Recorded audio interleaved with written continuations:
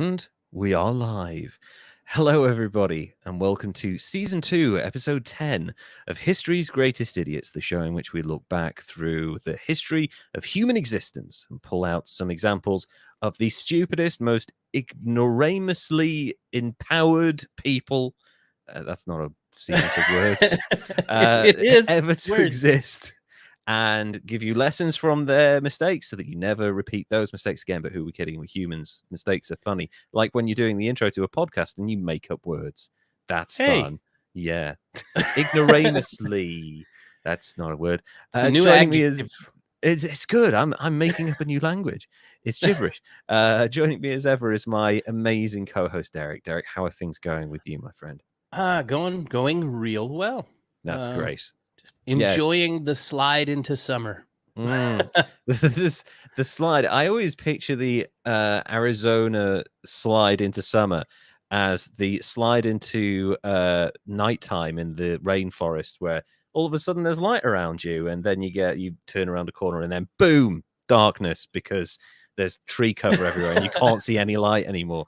So I'd imagine at Arizona, it's like, oh, this is mild. It's like 20 degrees. I can handle this. Boom, 55 degrees. Get underground.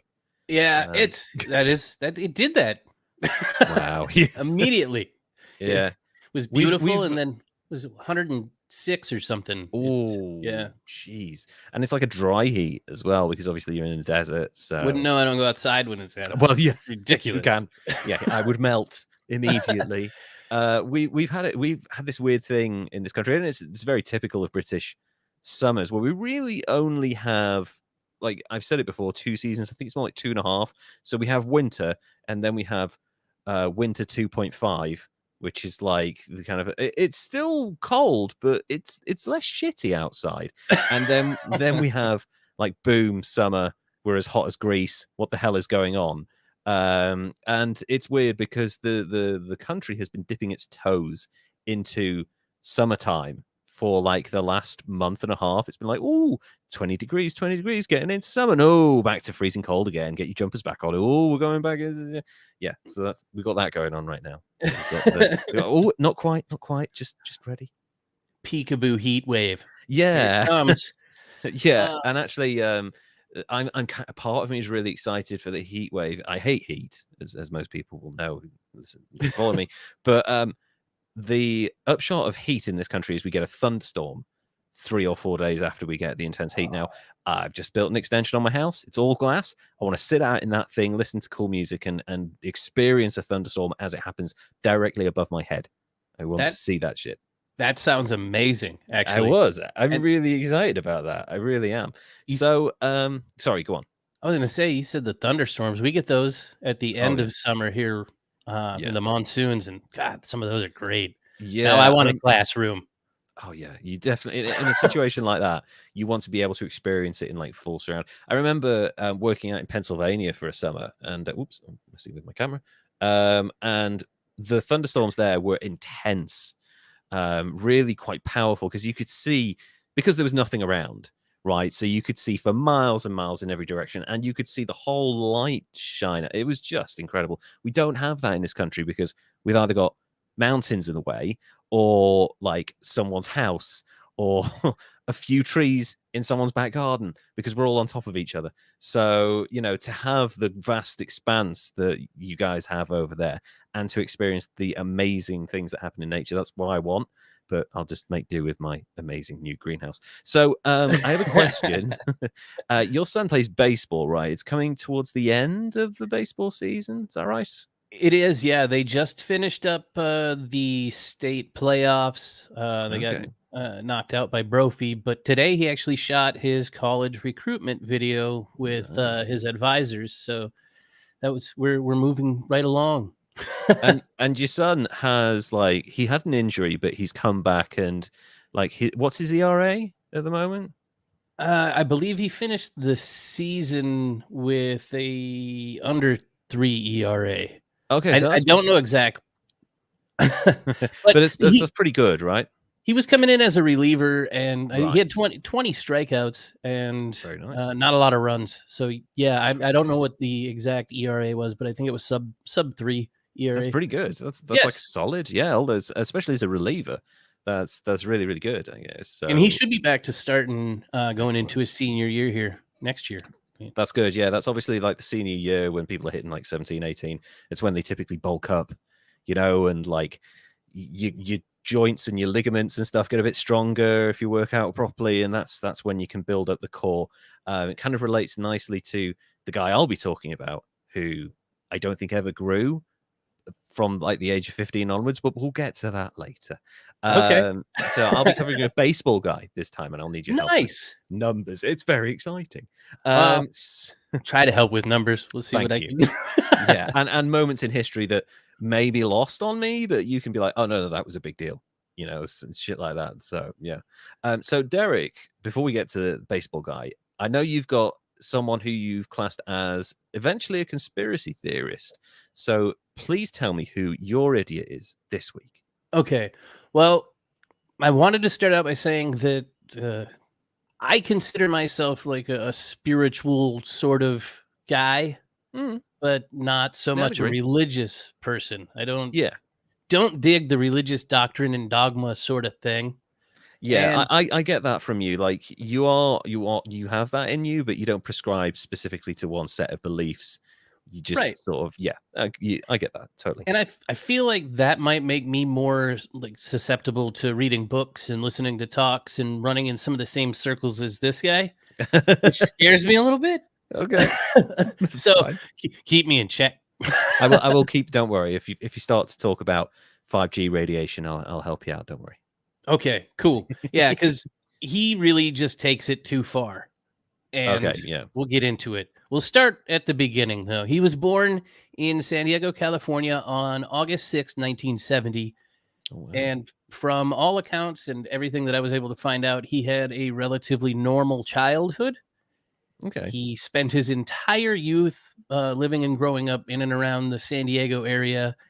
And when he went off to college, he didn't go very far. He went to the University of California in Santa Barbara. So he just went straight north. Yeah, basically. He studied mechanical and environmental engineering and political science. Wow. And I think maybe some of the political science got him into where he goes. But I know you're thinking, okay, how the hell did this guy get on your radar? It's super boring. You got all the way to college. He hasn't done anything. Nobody died. There was no touching or anything. Yeah. And you're right. He's totally normal dude all the way up through college. And just like most people that take shit too far, something happened. At the age of 18, he became intolerant to dairy, and he started exploring alternative diets. Okay. Right. Yeah. Totally understand that. Brought him into the world of organic and raw foods. Very nice. And right around that time, he was earning his Juris Doctorate. He was becoming a lawyer, getting a law degree once again back down in San Diego at the University of San Diego. He transitioned fully into living an organic raw food lifestyle. And him and his buddy from high school, Steven Adler, started a nutrition company. And the Steven Adler feller later on changes his name to Thor. Thor Blazer. What? To Thor? Sorry, yes, say that again. Changes his name to Thor Blazer. Oh, that's fucking amazing. I want to meet that guy.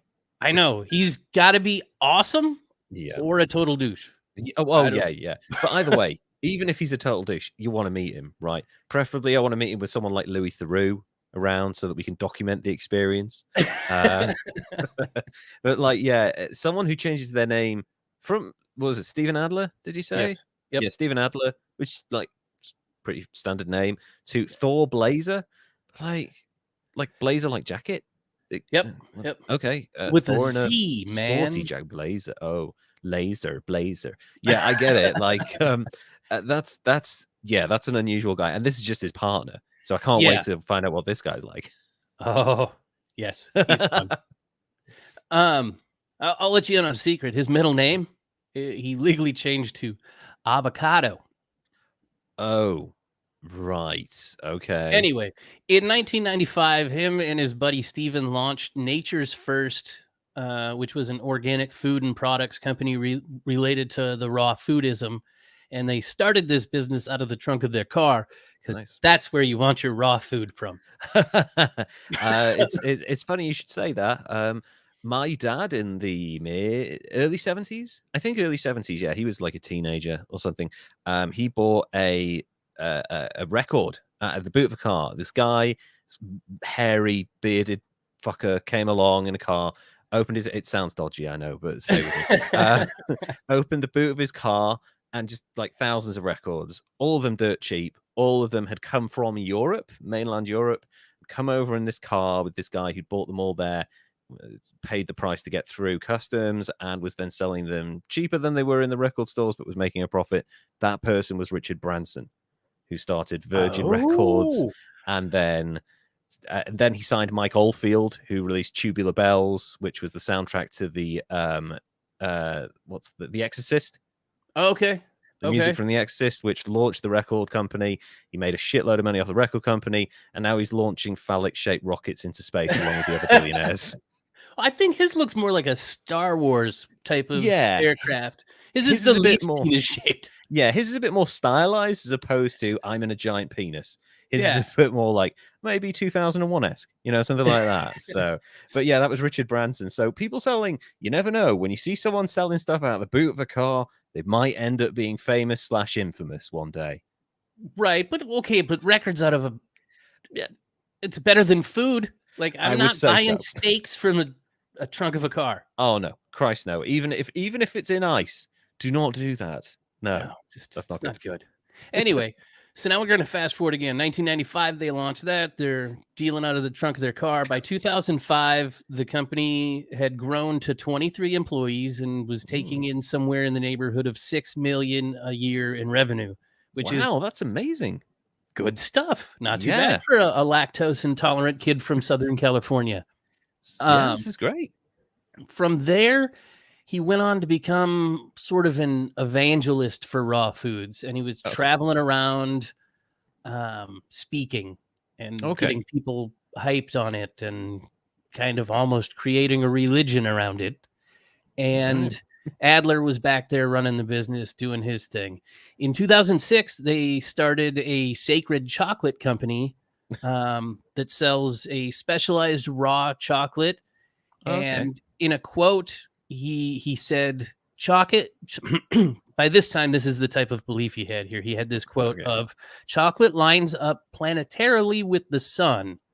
Chocolate is an octave of sun energy. And that's why they started this raw chocolate company. So eat healthy raw foods and do that has turned into now we're eating chocolate because it's sun energy. Lined up with the sun energy. I feel like we're like 3 steps away from reptiloids are ruling the world. Like already, when you hear shit like that, you're like, it's not a stretch from there to crazy. And it's weird because there wasn't like outside of, I think, where he became a speaker and started buying into his own bullshit and getting more and more grand, that you kind of lose the fuzzy lines of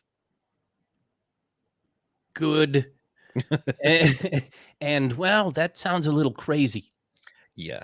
So he said that, and he truly believes it. And the problem is that he has 11 million followers on social media. Holy shit. And he's consistently invited out to speak as an expert, and folks look to him for information. And he buys into things beyond just like chocolate is sun stuff. Like, let me jump into some of the other stuff that he's a prominent supporter of.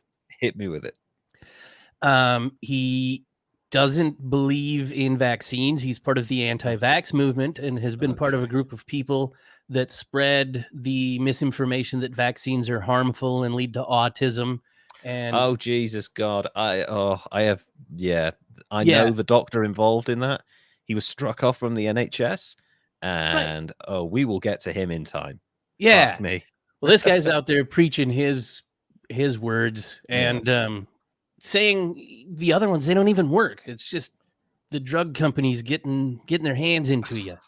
He also likes to push the idea that cancer research and modern cancer treatments are largely a fraud. It should come as no surprise that he operates various websites and online stores that sell alternative products claiming to treat or prevent cancer. As a matter of fact, he advocates that people with cancer treat it with dietary supplements and raw foods. That ain't going to reduce your tumor. Sorry. In addition Unless to those, they're made of uranium. Sorry.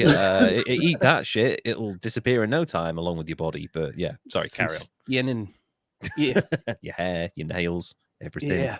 So along with that, he promotes a diet based on unprocessed foods, stating that the detoxification effect it's good for your alignment. Oh, for fuck's sake. And now, well, I don't disagree that unprocessed foods and more natural foods are better for you. Sure. Pasteurize your milk. Fuck yes, pasteurize your milk. Louis Pasteur has saved more people than any French person in history. Pasteurize your fucking milk or you will die very easily. You know, right. And also, I just wanted to point out a lot of people, even in mainstream diets, like they talk about detoxifying, right? We need to, they need to be more clear with this. What they're saying is, you're not eating processed stuff. You need to flush your system. What they're not talking about is, and some people do, they use the word toxins. You do not have toxins in your system. If you had toxins in your body, you would go into toxic shock. You would die quite easily. So, yes. So when they say, what they should be saying is more along the lines of like impurities. So like stuff that's not good to be inside your body for a long period of time because it's not great. You know, processed meat we know about, even though it's fucking delicious. You know, like stuff like that we know is not like great. So the diet, exactly, and like processed fats, all of that shit, sugars, whatever, microplastics. So whenever we get into the word toxins, what people should really be saying is like just higher quality nutrients is what we're talking about here, really. That stuff is fine. If he's preaching that, it's like saying you should eat more, you know, non-processed foods. That's great. When you start talking about alignment and vaccines and it can cure cancer, that's when like you lose credibility quite quickly. Right. And he actually lost credibility because the British dietetic can you? I can't say it. Dietetic Association. Maybe I didn't spell it right. That's possible. Okay. I typed it wrong. They outright denounced his claims for detoxification and says detoxification has been found to be unscientific and lacking evidence in numerous studies. Exactly. And that he pushes raw foodism as a fad diet and it's pseudoscientific. Pushing it as a lifestyle, if you're backing it up with claims that aren't unscientific, for sure. But you know, eating raw food ain't bad for you. Just moderation is the key to everything, really. Right. So balance. Yeah, exactly. Look what's working for you. Exactly. You know, I know someone who went vegan, and I fully supported them. That person ended up having to not be vegan because they became they had a vitamin D deficiency, which was becoming quite dangerous. So they actually had to start eating meat again quite quickly.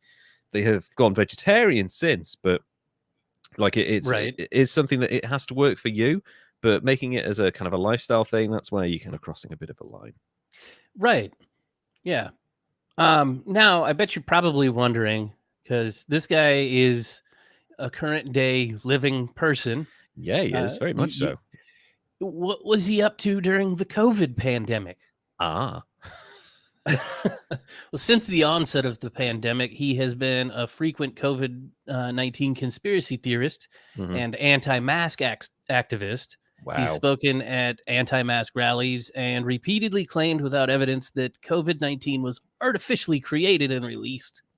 Oh, he's one of those. Okay. And the reason that he's on my radar is because he has 11 million followers on Facebook, and he used Facebook advertising to advertise his colloidal silver products. Oh, what? That's crazy. Despite the National Institute of Health's warning saying that they're not safe or effective for treating any disease or condition. No. I don't even know if I said it right, but yeah, he calls his brand the #1 recommendation under the current crisis, and medical professionals describe those sorts of treatments as potentially harmful and a false cure. Just so you know, that's crazy. It's a short one, and I'm going to come out and say that yeah, he's that fucking guy, David Avocado Wolfe. Jesus. Sorry, David Avocado Wolfe. Yes, with an E. Oh, that's amazing. I fucking love that name. Avocado Wolfe. I'm kind of jealous. Oh, yeah. I mean, all you have to do, just like make your last name a little bit more wild, and then just like kind of change the middle name to a vegetable. Let's see then. Lev, broccoli, daffodil. I don't know. I just fucking throw shit in there. Derek, corn, Gila monster. Oh yes, there you go. That's like a Pokemon name. That's fucking amazing. So, yeah, that dude is one of the most ubiquitous public figures pushing conspiracy theories of COVID and bad food science, and I'm not even sure what brought him onto my radar, other than I was like, this guy's trying to fucking kill people for money. Yes. He believes it. Yeah. Shit. It's so weird as well, because like there are a lot of people out there at the moment that are what you would say at the forefront of the anti-vax, anti-COVID vaccination, anti-mask movement. We've got a bunch of them in this country. One of them is, so the leader of the opposition until reasonably recently was Jeremy Corbyn, and he was as far left as any human being can go in the UK at the moment and still be a politician. So it was very much a socialist, very much. He protested against Israel in his youth, wanted the Free Palestine movement, Free Tibet, very much a socialist.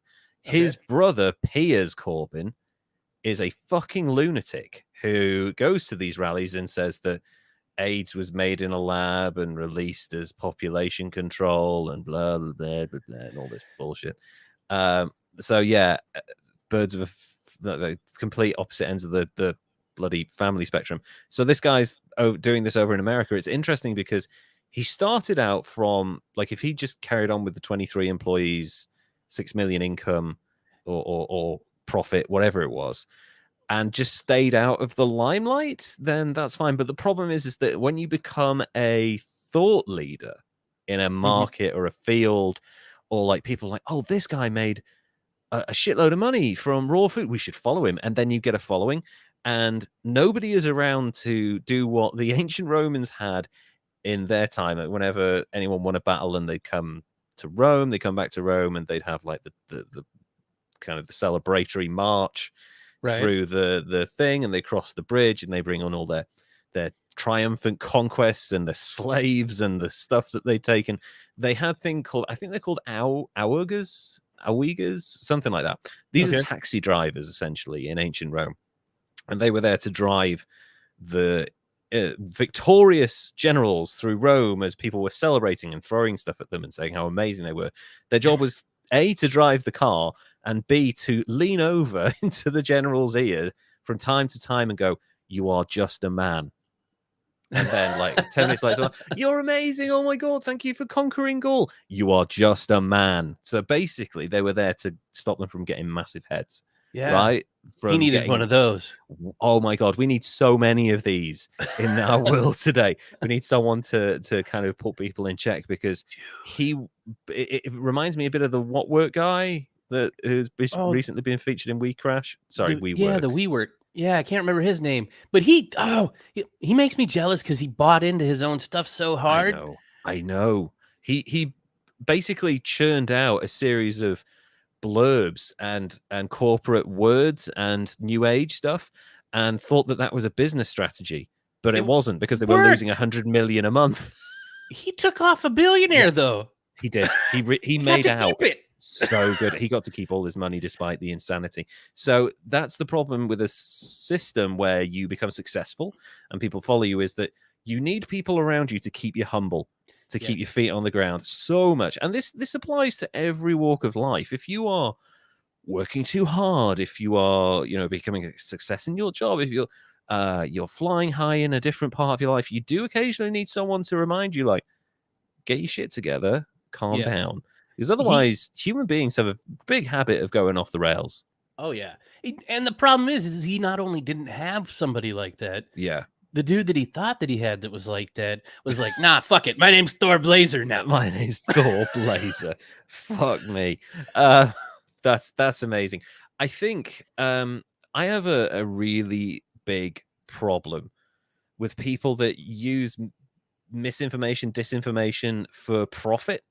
That's clearly what he's doing. Like, have you ever seen the film? And I'm sure a lot of people watched it over the last 3 years. A film called Outbreak by Steven. I can't even remember the name of the director. He did the Ocean's 11 trilogy. Steven Soderbergh, maybe.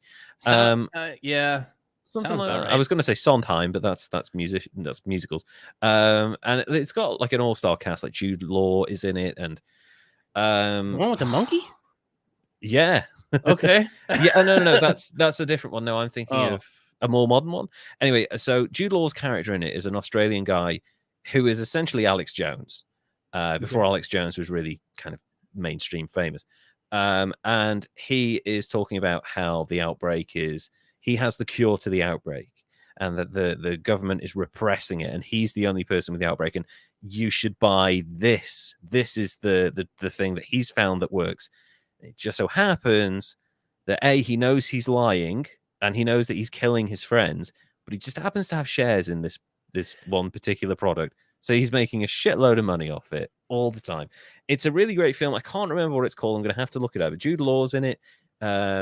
What's the name from Titanic? Kate is Winslet? in it. Kate Winslet's in it. A bunch of other like big. Lawrence Fishburne's in it. Matt Damon is in it. Gwyneth Paltrow's in it for a full scene until she's dead.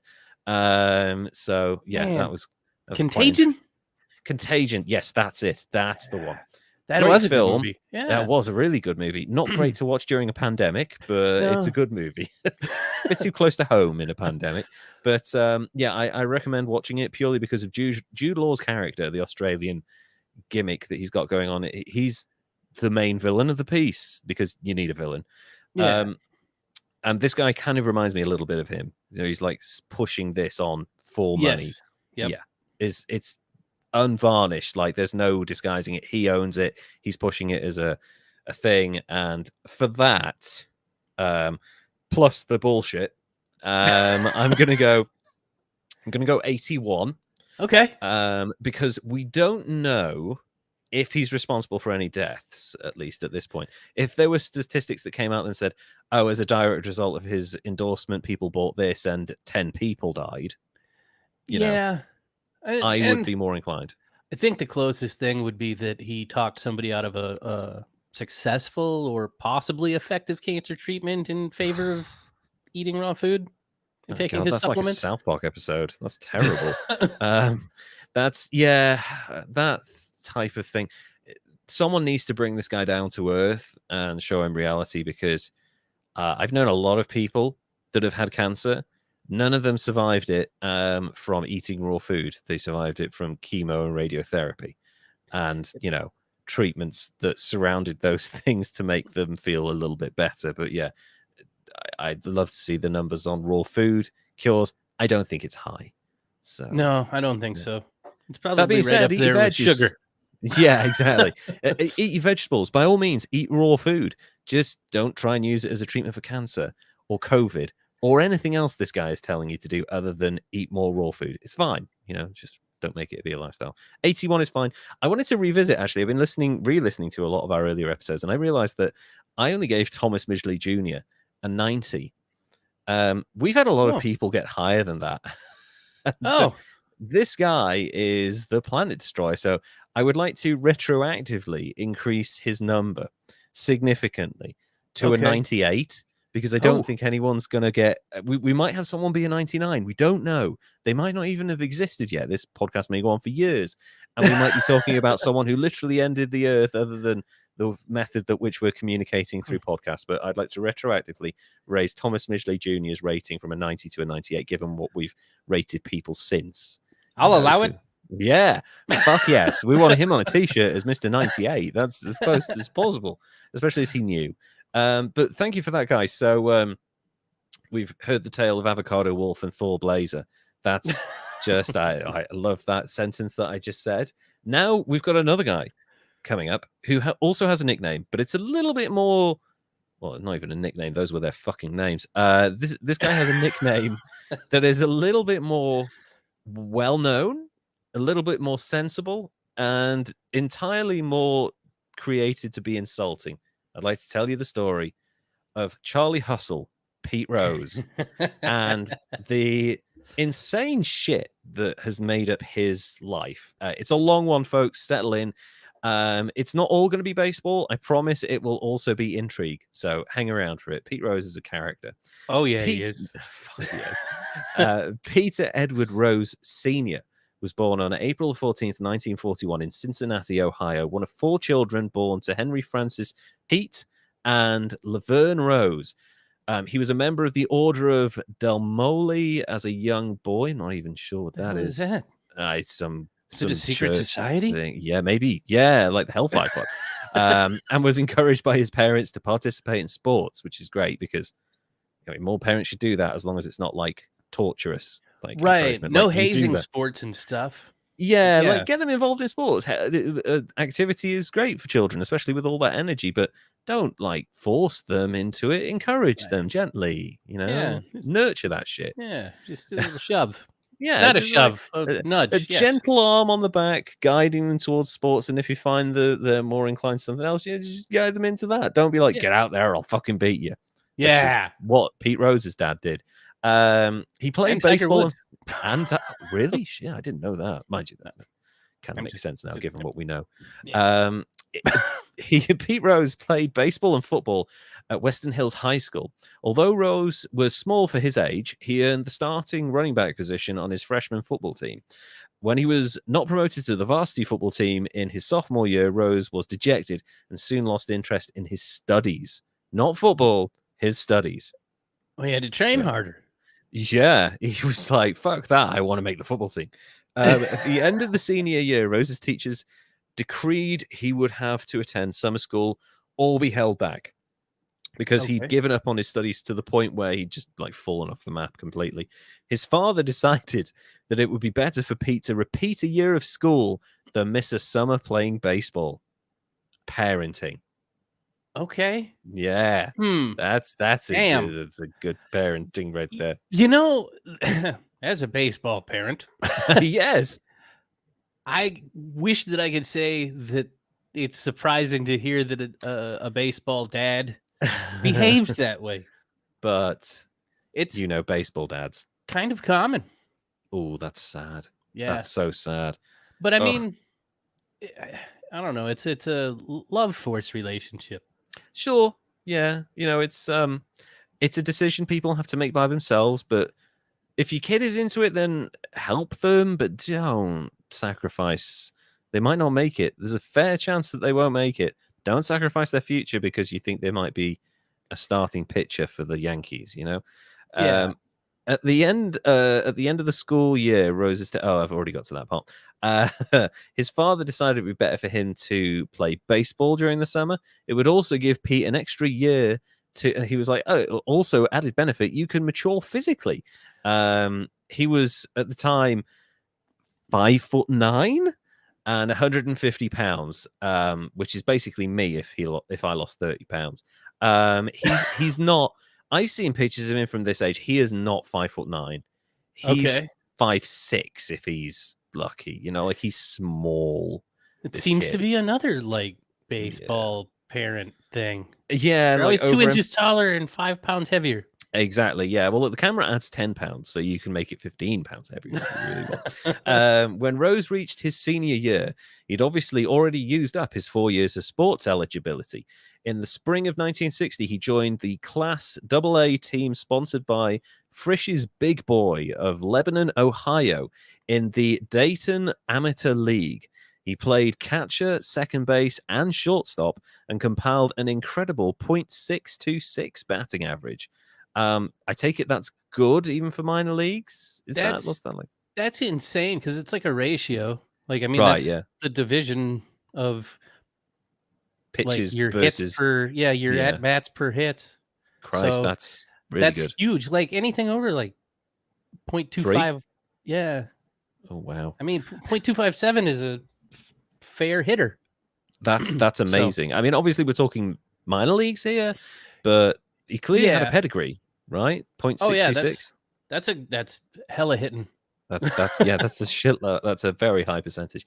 This would have been the pinnacle of Rose's baseball career, if not for the help of his uncle, Buddy Blowbaum. I think that's how that's pronounced. Blowbaum was a bird dog scout for the Cincinnati Reds, and he pleaded the case of his nephew.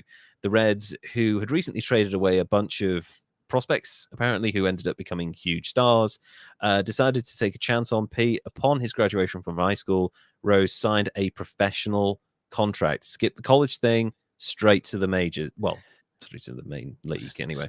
Yeah, straight to the minors. Yep. Yeah, straight to the minors, basically. He's just getting paid to play a game, buddy.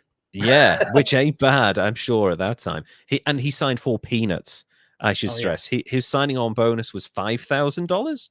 And I think he signed a contract for $7,000, which, like, even in the 60s, that's not much of a wage for someone who is traveling around playing baseball in the minors. That's not much money. $7,000. You can buy a car, maybe. You can buy a car, maybe a house, maybe food, potentially. During the games. Maybe he might even be able to afford human growth hormones. Who knows? During a spring training game against the Chicago White Sox in 1963, the Reds' regular second baseman, Don Blasingame, pulled a groin muscle, and Rose got his chance and made the most of it. During another spring training game against the New York Yankees, Whitey Ford gave him the derisive nickname Charlie Hustle after Rose sprinted to first base after drawing a walk. Despite, or perhaps because of, the manner in which Ford intended it, Rose adopted the nickname as a badge of honor. In Ken Burns' documentary, Baseball, which is the only Ken Burns documentary I've not seen, I love his work, it's amazing. Ford's teammate and best friend, Mickey Mantle, claimed that Ford gave Rose the nickname after Rose, playing in left field, made an effort to climb the fence to try to catch a Mantle home run that was about 100 feet over his head. I want to think that's the case. I think either one of them are kind of endearing. I would say so. It's effort, and it's the whole Rudy thing, isn't it? Like, try so much harder, full heart, right? Effort. Everybody loves a guy with heart. Yeah, everyone loves a trier, and boy, did Pete Rose try hard at everything. Apparently, Mantle, when he returned to the dugout, Ford said, "Hey, Mick, did you see old Charlie Hustle out there trying to catch that ball? Dick move, Whitey, you bastard." Rose made his major league debut on April the 8th, 1963, against the Pittsburgh Pirates at Crosley Field, and drew a walk in his first plate appearance. That's pretty good. I mean, it's not an out. It's not an out. After going 0 for 11, Rose got his first major league hit on April 13th, a triple off Pittsburgh's Bob Friend. He hit .273 for the year and won the National League Rookie of the Year, collecting 17 out of 20 votes. That's a damn good rookie season. Yeah. Right there. Yeah. Well, .273. That's pretty good. Yeah. He's hitting well. He's getting on base. He's causing havoc because he's a fucking lunatic when he runs for the bases. He will charge full force at the person behind the base no matter what they're doing. And that was his style. It's a way to be. It's a way to play. And it does good things. Like it does. Gosh, man, I seen my son drew a walk and did the Charlie Hustle thing. The jog to the base. And then turned and ran to second, and they didn't know what to do, so they threw it into the outfield. That's amazing. That's balls right there. Holy shit. And that's what hustle will get you. Yeah, it will. God bless your son. That's an amazing move right there. Rose entered the United States Army Reserve after the 1963 baseball season. He was assigned to Fort Knox, cushy gig, for 6 months of active duty, followed by 6 years of attendance with the 478th Engineering Battalion of the USAR unit at Fort Thomas, Kentucky. At Fort Knox, he was a platoon guide and graduated from the United States Army basic training on January 18th, 1964, 1 week before his marriage to, Carolyn Englehard. I think that's how you say it. It's a very Germanic name right there. Rose remained at Fort Knox to assist his sergeant in training the next platoon and to help another sergeant train the Fort's baseball team. Nice. Smart guy. I see what's going on there. Yeah, exactly. Later, he's a fucking ringer. Later in his Fort Thomas service, Rose served as a company cook, which entailed coming in early for the 1 weekend/month meeting so that he could leave early enough to participate in the Reds home games. Other Reds players in the unit included Johnny Bench, Bobby Tolan, and Darrell Cheney, all doing their bit and avoiding Nam. So, smart. And creating an Army baseball team. Yeah, the most invincible Army baseball team you could possibly play against, surrounded by shitloads of gold. If you're going to win a war, yeah, you better have a damn baseball team. Yeah, you do. Full of ringers, just like MASH. Just get them in there and play hard. On April 23rd, 1964, road contest against the Houston Colt 45s. They named a team after a gun? Jesus. Or a malt liquor. Oh, yes. I didn't even think about that. It's booze. I don't know which weapons, is worse. It's either's pretty fucking mad. Rose reached first base on an error in the top of the 9th inning of a scoreless game and scored on another error. Colt 45s lost the game in the bottom of the 9th inning, and Ken Johnson became the first pitcher to lose a complete game no hitter. Oh, a team just did that. Did they? Is that like the second instance? There can't be too many of those. Yeah. Gosh, now I'd have to look it up. That's got to be remember rare, that just right? happened. He walked a run in. Yeah, that's kind of mad. Pete Rose is being followed by really interesting, weird statistics already early in his career, and it kind of gets weirder as his career goes on. Rose slumped late in the season and was benched. He finished with a .269 average. In order to improve his batting average, though, Rose played in the Venezuelan Winter League. Okay. With Leones del Caracas team during the 1964-65 offseason. Rose came back in 1965, leading the league in hits, 209, and at bats, 670, and finishing sixth. I know. What was he doing?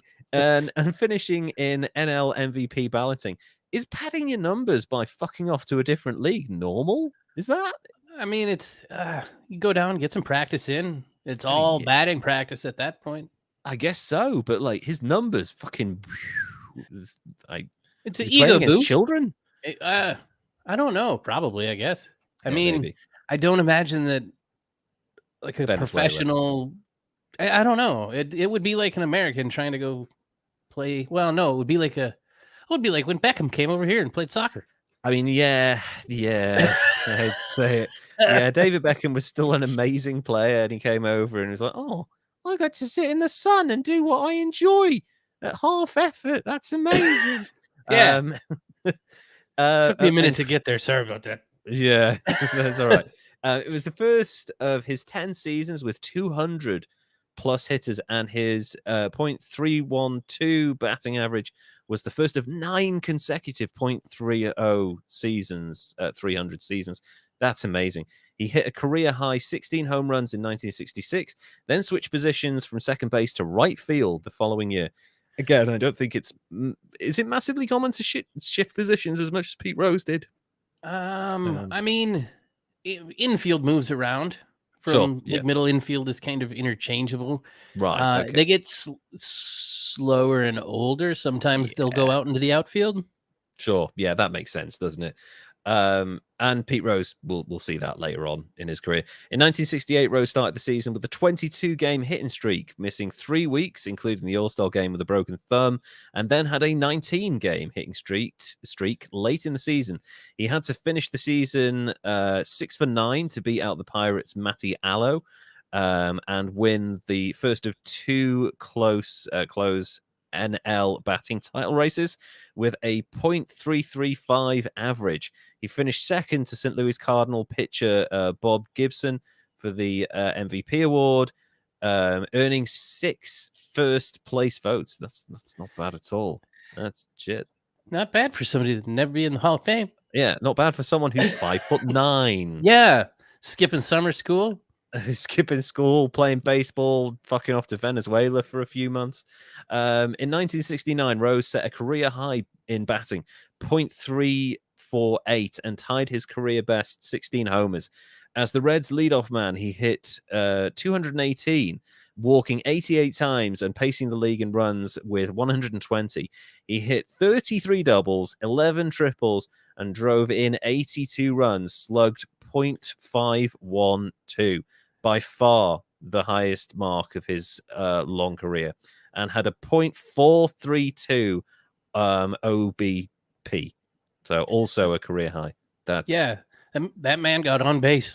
He did, man, and he ran there every time. Despite Pittsburgh's Roberto Clemente going 3 for 4 in the final game, Rose's 1 for 4 was enough for the title. Rose finished on .34 batting average.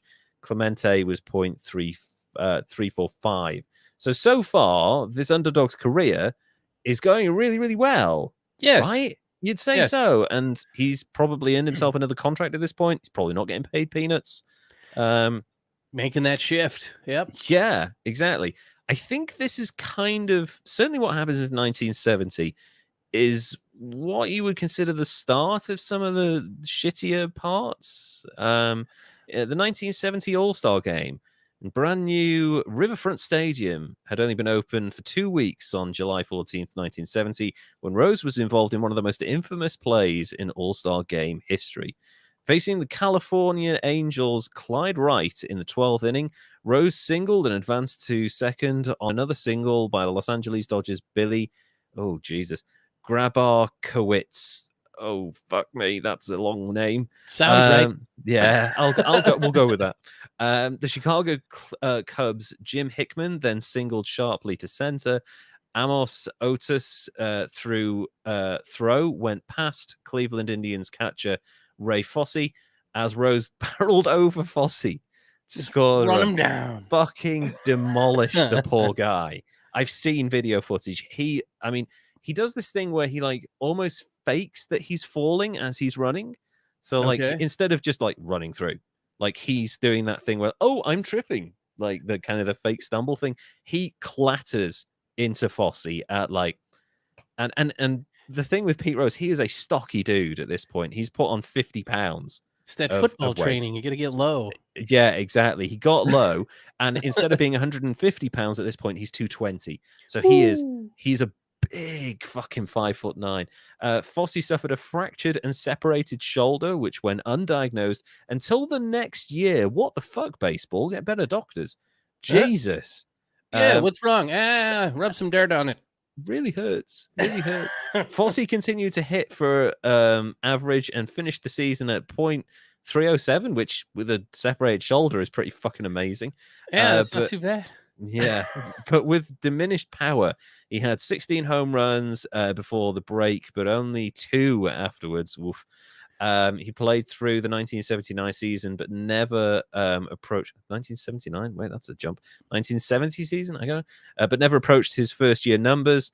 The collision also caused Rose to miss 3 games with a bruised knee. Diddums. When asked why he did it, Rose, someone was like, "Why the fuck did you do that?" He said that his dad was sitting in the ground and watching him very carefully, and if his dad had seen him play like a sissy, he'd have beaten his ass. Which, Jesus. Okay. That's some fathering right there. That Son. Massive Yeah. manness. Only real men end other men's careers. You'll thank me for this when you're older. It's just like, fuck me. In 1973, Rose led the league with 230 hits and a .338 batting average en route to winning the MVP award and leading the Big Red Machine to the 1973 National League Championship Series against the New York Mets, who probably lost because that's their thing. During the fifth, I'm Welsh. I know that's their thing. During the fifth inning of Game 3 of the series, Rose was on first base when Joe Morgan hit a double play ball to Mets first baseman John Milner. Rose slid into second base in an attempt to break up the double play. This incited a fight with Mets shortstop Bud Harrelson that resulted in a bench-clearing brawl. We love those. Yeah, those are fun. Everybody throws down. It's great. When the Reds took the field, the game was nearly called off after the Chey Stadium crowd threw objects at Rose from the stands. The disruption caused Reds manager Sparky Anderson, what a fucking name, to pull his team off the field until order was restored. A probably sensible decision because, like, eventually people are going to get their shit together, right? They're going to like, oh, we've run out of stuff to throw. Right, we might as well sit down again. Mets manager Yogi Berra and players Willie Mays, Tom Seaver, Cleon Jones, and Rusty Staub. What these names were summoned by NL President Club Chub Feeney out to left field to calm the stands down. The Reds ended up losing the game 9-2. Jeez. And the NLCS 3-2. Despite Rose's .381 batting average in the series, including his 8th inning home run to tie Game 1 and his 12th inning home run to win Game 4. Is he like the second shortest person in history to start a riot behind like Diego Maradona? Because that's essentially what happened, right? On-field fight, people throwing shit on the field. Yeah, it's not good. He's 5'9". He's not short. It's not there. You know what's funny though? 9. Yeah. Oh yeah, he's 5'6". 9. Yeah, if it falls the other way around on the score sheet, never mind. I was gonna say 5'9", 220 is like what I am. 5'9", yeah, 5'9", 220 is like that. As far as someone who could run like he did, I think it was 5'9", maybe 210 to 220, maybe it was 220 towards the end of his career. To run the way he did at that size is kind of impressive. How does he still have knees? If he's like doing that shit. Yeah, it's the football training again. The Cincinnati Reds of the 1970s earned the nickname the Big Red Machine as one of the greatest teams in MLB history. Rose's team included future Hall of Famers Johnny Bench, Joe Morgan, and Tony Perez, and he was viewed as one of the club's leaders. Rose was a significant factor in the Reds' success in the 1975 and 76 season when he successfully moved from outfield to third base. Earlier in his career, the Reds and then manager Don Hefner tried to force Rose to third base, but Rose chafed at the move, and it was soon abandoned. But apparently, it worked eventually. That's a big difference in positions there. There's a lot of action at third base versus outfield there. I guess because he's a low center of gravity. I guess it's difficult to get him off his feet, maybe. So might have some quick hands, quick. Yeah, sure, for sure. In the spring of 1975, manager Sparky Anderson, knowing how Rose would react to being forced to move, instead asked him if he would do so for the good of the team. Rose immediately agreed. The move strengthened third base and helped solidify the Reds team for those 2 championship seasons because it made room for power-hitting outfielder George Foster. Yeah. That's a smart move. Yeah, that was a very smart move. In 1975, Rose earned World Series MVP honors in leading the Reds to their first championship since 1940, a 7-game triumph over the Boston Red Sox. Rose, the curse of the Bambino. Rose led the team with 10 hits and a .370 batting average in the 7 games. He was awarded the Hickok Belt as the top professional athlete of the year, as well as Sports Illustrated Magazine's Sportsman of the Year award. Holy shit. That's what you get for hustling. The world. Yeah. Fuck, that's like, I mean, I don't want to see a Sports Illustrated with Pete Rose on the front, but that's an achievement, you know? That's Jesus. It doesn't get much bigger than that, really, because that's like, I mean, obviously, you know, it's an American publication, but baseball at the time, I guess that's a massive achievement for Pete Rose, given the kind of athletes that were around in the mid to late 70s. That's amazing. The following year, he was a major force in helping the Reds repeat as World Series champions. In 1976, the Reds swept the Philadelphia Phillies in the best 3 of 5 NLCS. I have to be careful with that. Followed by a 4-game sweep of the Yankees in the World Series. Wow, that is a good year. Sweep. Yeah, swept them aside. In 76, the 1976 club remains the only team since the expansion of the playoffs in 1969 to go undefeated in the postseason, and the Reds franchise has not lost a World Series game. Since Game 6 in 1975, wins in Game 7 in 1975, and 4-game sweeps in 1976 and 1990. That's kind of amazing, really. Yeah. They get there, they win, basically. Okay. Yeah. On May, let's move on. So, that's important. On May 5th, 1978, I was going to skip this. Pete Rose became the 13th player in Major League history to garner his 3,000th hit when he singled off Montreal Expos pitcher Steve Rogers in front of 37,283 fans at home field at Riverfront Stadium. Montreal Expos at Cincinnati Reds. Box score, May 5th, 1978. Doesn't get much better than that, although it does for him because he keeps on hitting. This guy did not age. Player. Yep. He is a player. I mean, he's 13 seasons into his professional career at this point, and he's still going strong. That's kind of amazing that he is seemingly ageless at this point. I mean, he's still batting .30 for the season. It's just incredible. Yeah. Well, you gotta think though. He's got to be starting to feel it there. You would imagine, yeah. But I guess I don't know. I guess smaller guys feel it less. I don't know, man. I always thought smaller guys' knees fell apart quicker, but he may have masked it with alcohol. Ah, yes, that makes sense, and potentially other substances that we'll get to later. The Philadelphia Phillies is where he moved to in 1979. They'd won the National League East 3 years running, 76 to 78. 2 of which were won with 101 win seasons. Wow. But they were unable to make the World Series. Just couldn't get over that hump. That's typical of a lot of teams. They just always can't quite get there, in every sport. In 79, the Phillies believed that Rose was the player who could bring them over the top. And they temporarily made him the highest paid athlete in team sports. Fucking hell. When they signed him to a 4-year, $3.2 million contract as a free agent, with perennial all-star Mike Schmidt firmly entrenched at third. Rose made the final position change of his career when he moved to first base, which, man, this guy's been all over the fucking field at this point. Adjusted for inflation, by the way, that contract is around $12 million. Yeah, today. I was going to say $3 million. That's a signing bonus. These days. Exactly. The economics of baseball have changed significantly since then. Just a smidge. Just a little bit. But man, I guess like $3.2 million in the late 70s, early 80s, especially like with the economy, the way it was at the time, it wasn't exactly the strongest at this point. That's a good old paycheck right there. He must have been living the high life. Yeah. In the 80s and late 70s, that's a dangerous time to be rich. Oh, yeah.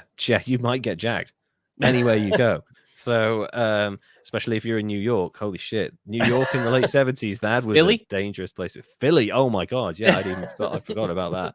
Just stay near the bell, you'll be fine.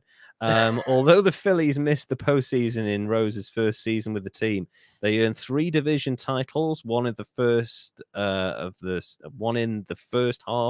of the strike shortened the 81 season, 2 World Series appearances, and the first World Series title in 1980 in the following 4 years. So it worked. This excessive gamble on Pete Rose, who was aging at this point, worked a treat. It did. And this is where the slump comes in. Pete Rose had the worst the worst season of his career in 1983, which was also the season that the Phillies played in their second World Series in 4 years. The now 42-year-old Pete Rose batted, I love this, only 2.45. I don't think that's good. That's still good especially for a 42-year-old. Yeah, you know? I'm just thinking how bad I feel, and I'm 41. I know, me too. Like, I'm 41. I need to be asleep by like 10. Yeah. And this guy's fucking smashing them out of the park still to a certain extent. 121 hits, and found himself benched during the latter part of the 1983 season when he appeared periodically to play pinch hitter. Okay. So Rose did blossom as a pinch hitter, though, with 8 hits in 21 at-bats, a 3.81 average at 42. Fucking crazy. And we should stress, like, 42 isn't old, but in this era, 42 is fucking ancient. Yeah. Because professional athletes in various fields, it depends really on the sport, because baseball's largely anaerobic. It's bursts of power, right? Whereas something like soccer, nobody is playing at the top level as 42 because it's aerobic. You have to be running for 90 fucking minutes. Your lungs are falling out by that point. Yeah, your lungs are coming out of your mouth at 42. Whereas, I guess a 42-year-old, it's like a burst of power. So I guess, especially if you're small, low center of gravity, quite a big guy, that kind of works, really. Yeah. So I can see it carrying on. In baseball. Yeah, and also the designated hitters. Yeah. And I feel like the dietary, it's like athletes now are very well catered for in terms of diet and care, injury, treatment, stuff like that. Definitely wasn't the case in the late 70s. No. These people were pounding the beers in the locker room. They were doing rails in the bathroom at the disco. Yes, they were. Pete Rose was as well, but he's still smashing them out of the park. Rose bounced back during the postseason, though, batting a 3.75, 6 for 16 during the NLCS against the Los Angeles Dodgers, and a .312, 5 for 16 in the World Series against the Baltimore Orioles. Rose went 1 for 8 in the 2 games in Baltimore and was benched for Game 3 in Philadelphia, though he grounded out in a pinch hitting appearance. So it's not bad. That's not bad. Rose objected to manager Paul Owen's decision to bench him in the pre-game interview with Howard Cosell of ABC Sports. Man, Howard Cosell has gotten so much shit over the years. So many people have threatened to punch this man. I don't know what he's doing wrong, but Vince McMahon nearly killed him. It's just it's the face. Some people have a punchable face. He has a punchable face, or did. Rose bounced back with 4 hits in the last 7 at-bats in the remaining 2 games, though the Phillies lost the series to the Orioles 4-1, so it's pretty serious beating. Next year, he signed for the Montreal Expos. Rose was granted an unconditional release from the Phillies in October 1983. Probably like the relationship between him and the manager had broken down at that point. Phillies manager wanted to retain Rose for the 1984 season, but he refused to accept a more limited playing role. He still felt he could go. Months later, he signed a 1-year contract with the Montreal Expos. Also should be noted that this is probably one of those, I'm getting remarried. I need to this is around about the time of his second marriage. Okay. So he needs that wedding money, that kind of that alimony money. So, yeah, this is probably a smart move for that reason alone. On April 13th, 1984, the 21st anniversary of his first career hit, Rose doubled off Phillies' Jerry Koosman for his 4,000th career hit and became the second player in the 4,000 hit club, joining Ty Cobb. Yeah. Fuck, that's amazing. Rose played 95 games with the Expos, accumulating 72 hits, 23 RBIs, with a batting of 2.59. He's like in his mid-40s, and he's still doing okay. Yeah. On August 15th, 1984, he was traded back to the Reds for infielder Tom Lawless. Upon rejoining the Reds, Rose was immediately named player manager, which Okay. It's kind of fucking mad. Replacing Vern Rapp, which, oh man, that's a great name as well. Despite his 2.59 average for the season prior to joining the Reds, he hit .365 for the Reds in 26 games with 35 hits, 11 RBIs, finishing with a .286 overall average, a 41 point difference over the 83 season. That's so he amazing. got better. I know. He got better with age. It's incredible. He hit like a plateau and just stayed there and got slightly better over time. Furthermore, Rose managed the Reds to a 19-22 record for the remainder of the season. Though the role was once common, to date, Rose is the last person to serve as a player manager in the major leagues. That's kind of amazing. I mean, I guess like the game's moved on. To do. Yeah, it's a tough job.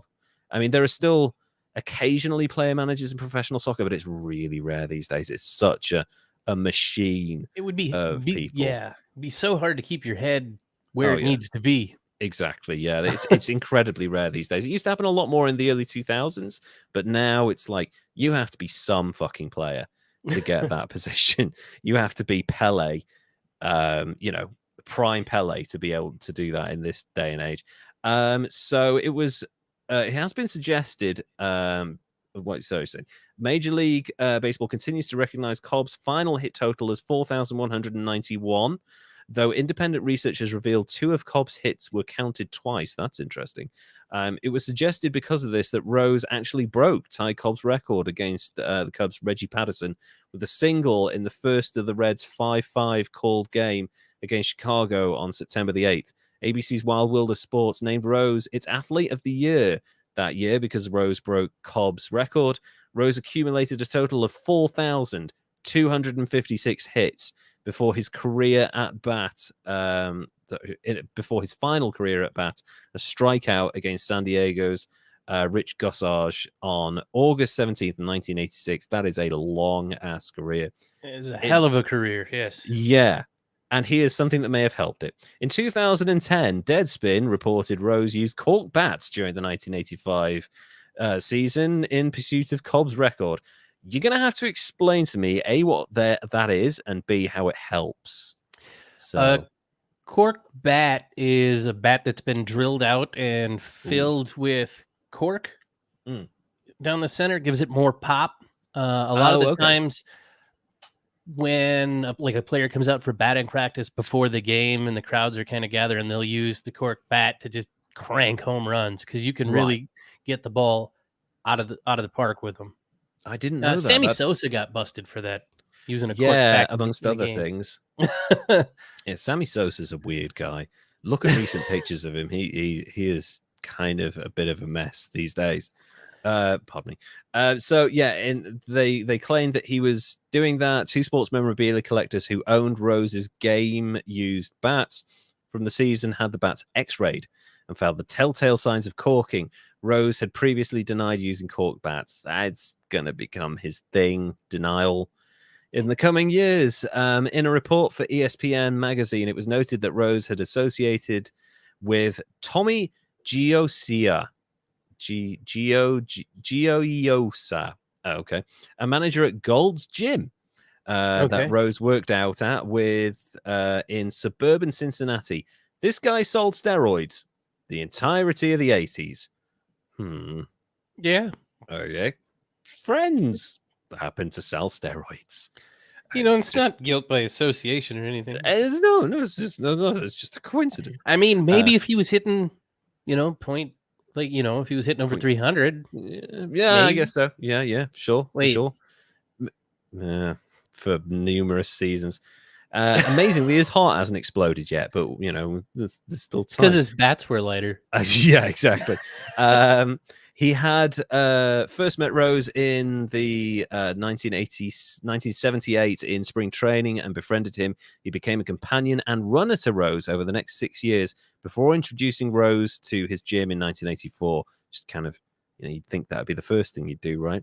Pete Rose reportedly had thought about taking a shot to help his bat speed near the end of his career, but told Gio Yosa that it was too late to try something new. He's gonna go with can't juice old dogs into new tricks. Yeah, apparently so. Attempts to tell Rose about dealing in the gym fell on dead ears. No, sure. The guy was later noted as one of the individual Rose made his bets with, along with later convicted of conspiracy to sell 110 pounds of cocaine in the Ohio, Kentucky, Indiana area, alongside a false tax return that included claiming a winning gambling ticket that had actually been Pete Rose. Jesus fucking Christ, Pete. Uh-oh. Pick your friends better. That's a lot of shit. Like, first of all, the steroids thing, like, gym, steroids, that happens. And then, tax I'm not gonna evasion. say it was the mob. Yeah. Starting to, I mean, it's right area, right time. Right Starting to sound a bit fishy, right game. Starting to sound super fishy. On the 11th of November, 1986, Rose was dropped from the Reds' 40-man roster to make room for pitcher Pat Pacilio. I'm not recognizing the name. I'm a bad baseball fan. Well, he can't be that good if you don't remember him. And he unofficially retired as a player. Rose finished his career with a number of Major League and National League records that have lasted for many, many years. Rose, always proud of his ability to hit .30 or better in 15 of his 24 playing seasons, had a lifetime .303 batting average, which for such a long career is kind of amazing. After retiring as a player, Rose remained with the Reds as manager until August 24th, 1989, with a career record of 426 to 388 as a manager. Rose ranks 5th in Reds history for career managerial wins. That's pretty good. Yeah. That's decent. Yeah.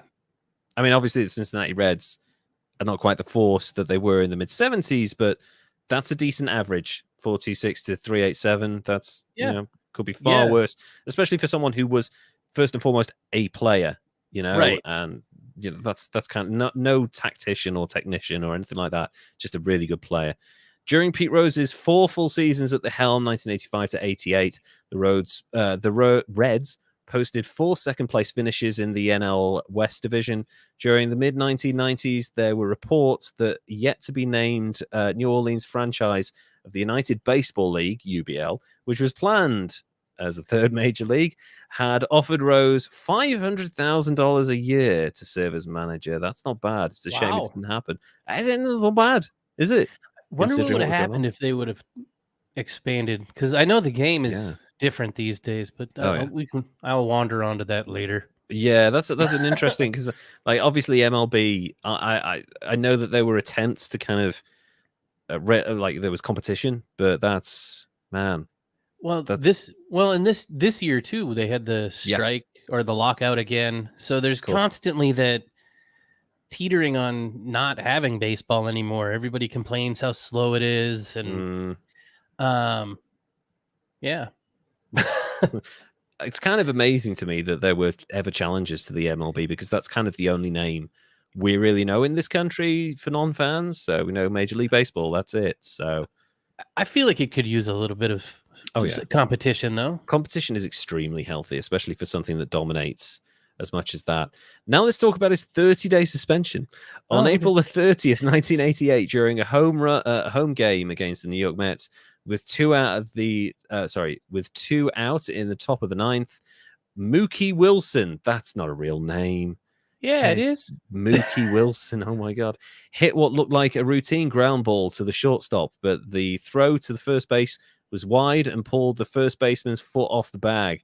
Umpire Dave Poloni didn't immediately make the safe call, and the first baseman waited for the call instead of making a play at the plate, allowing Howard Johnson to score all the way from second base with what turned out to be the game-winning run. Rose vehemently argued the call and forcefully pushed the umpire twice with his shoulder and forearm, knocking Poloni several feet backwards. Poloni promptly ejected Rose, as touching an umpire is grounds for immediate ejection, which is probably a good thing, because some of those people are fucking terrible at their jobs. Well, it makes for the fun stuff where they turn their hat backwards and yell at each other, like kick dirt at each other, spit in their direction and stuff. Rose had to be forcibly restrained by his coaches as he came back at Poloni. He claimed Poloni had initiated the physical contact and could be seen in the footage of the incident pointing to his cheek, attempting to explain to umpire Eric Gregg that Poloni had poked him in the face. In his book, Poloni wrote an entire chapter on the incident and said that he didn't touch Rose, and the National League personnel who investigated the incident later agreed with him. It's unlikely that you'd piss off Pete Rose, really, even in the heat of the moment. I don't think anyone's that stupid, are they? So poke him right in the cheek, just right there. Yeah. That's one way. I think you'd see that, right? There are cameras everywhere. In the time it took to remove Rose from the field, this took time, apparently. Cincinnati fans began showering the field with objects that included radios and cigarette lighters. Christ alive. For as much as baseball fans, myself included, like to think that it's a civilized, polite, gentleman's respectful game. sport. Yes. We sure throw shit on the field a lot. Lighters, radios, batteries, dead animals. Just hurl that shit on there. Disco records. Just throw it all on the pitch. Even though the inning was not over, everybody retreated to the dugouts. Reds owner Marge Schott, fucking hell, posted a message on the electronic billboards asking fans to stop throwing objects onto the field. That's not going to work. Why do they do that? Please stop. Can we please stop? Like when people go on the pitch. I quoted the disco riot at the what was that thing where they exploded the disco records back in the late 70s? Fans invaded the pitch. I can't remember. This is in Chicago. And the owner was like, get off the pitch. Everybody get off the pitch. We're having another game. And then the idea came across them to sing Let's All Go to the Ball Game and then ask people to get off the pitch. And it didn't work, surprisingly, because they were having too much fun setting fire to things. Baseball owners. After a 15-minute suspension of play, Poloni left the field and the game was completed with the remaining 3 umpires. National League President A. Bartlett Giamatti suspended Rose for 30 days, which was the longest suspension levied for an on-field incident involving a manager. He also fined Rose a substantial amount. The amount was never disclosed. Giamatti said such incidents are not business as usual and will not be allowed to become so. Giamatti also summoned the Reds' on-air radio announcers, Marty Brenneman and Joe Nuxham, to his office in New York and chastised them for inciting the fans. The fans' they response were riling them up. They were like, fucking throw more radios, throw me at them. Inflammatory and completely irresponsible remarks. That's funny. That's really funny. Giamatti told Brenneman and Nuxhall there's no excuse for encouraging a situation where the physical safety and well-being of any individual is put significantly at risk. Nothing justifies such unprofessional behavior. Naughty boys. Naughty boys. Slap on the wrist for you. Now here comes the big one. The one that Pete Rose is known for. Amid reports that he had bet on baseball, Rose was informally questioned in February 1989 by Commissioner of Baseball Pete, Ueberroth. Ueberroth? Ueberroth.